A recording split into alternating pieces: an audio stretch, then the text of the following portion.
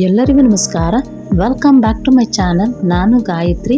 ನಾನಿವಾಗ ದೇವಸ್ಥಾನ ಸ್ಟೈಲಲ್ಲಿ ನಾನು ರಸಾಯನ ಮಾಡೋಣ ಅಂದ್ಕೊಂಡಿದ್ದೀನಿ. ತುಂಬಾ ರುಚಿಯಾಗಿರುತ್ತೆ, ಸಖತ್ ಟೇಸ್ಟಿಯಾಗಿರುತ್ತೆ. ನಾನಿವಾಗ ರಸಾಯನ ಮಾಡೋಕ್ಕೆ ಗಟ್ಟಿ ಅವಲಕ್ಕಿ ತೊಗೊಂಡಿದ್ದೀನಿ. ಒಂದು ಅರ್ಧ kg ಆಗೋಷ್ಟು ನಾನು ತೊಗೊಂಡಿದ್ದೀನಿ.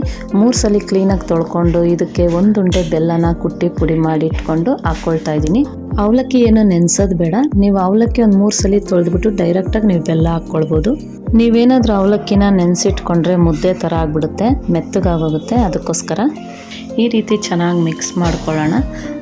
ಚೆನ್ನಾಗಿ ಮಿಕ್ಸ್ ಮಾಡಿಕೊಂಡು ನಾವು 10 ಏಲಕ್ಕಿನ ನಾನು ಕುಟ್ಟಿ ಪುಡಿ ಮಾಡಿ ಇಟ್ಕೊಂಡಿದ್ದೆ, ಅದನ್ನು ಹಾಕ್ಕೊಳ್ತಾ ಇದ್ದೀನಿ. ಏಲಕ್ಕಿ ಘಮ ತುಂಬಾ ಚೆನ್ನಾಗಿರುತ್ತೆ. ಇದಕ್ಕೆ ಹಾಕ್ಕೊಂಡು ಚೆನ್ನಾಗಿ ಮಿಕ್ಸ್ ಮಾಡ್ಕೊಳ್ಳೋಣ. ತುಂಬ ರುಚಿಯಾಗಿರುತ್ತೆ ಫ್ರೆಂಡ್ಸ್. ನೀವು ಟ್ರೈ ಮಾಡಿ ಇದನ್ನು, ಹೇಗಿದೆ ಅಂತ ಹೇಳಿ.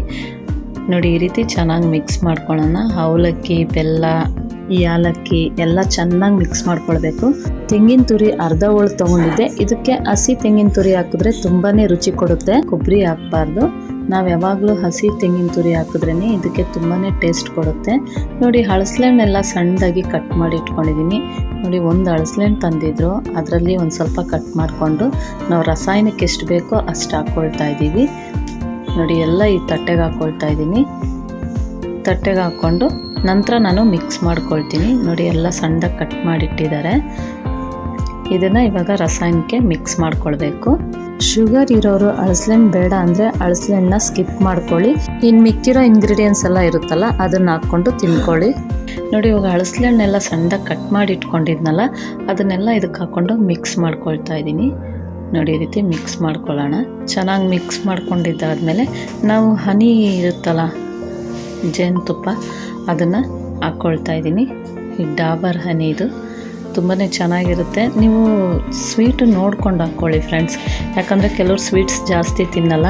ಹಾಗಾಗಿ ನಾವು ಇದಕ್ಕೆ ಬೆಲ್ಲನೂ ಹಾಕಿದ್ದೀವಿ ಮತ್ತು ಹಳಸಲೆಹಣ್ಣು ಹಾಕಿದ್ದೀವಿ, ನಂತರ ನಾವು ಹನಿನೂ ಹಾಕ್ಕೊಳ್ತಾ ಇದ್ದೀವಿ.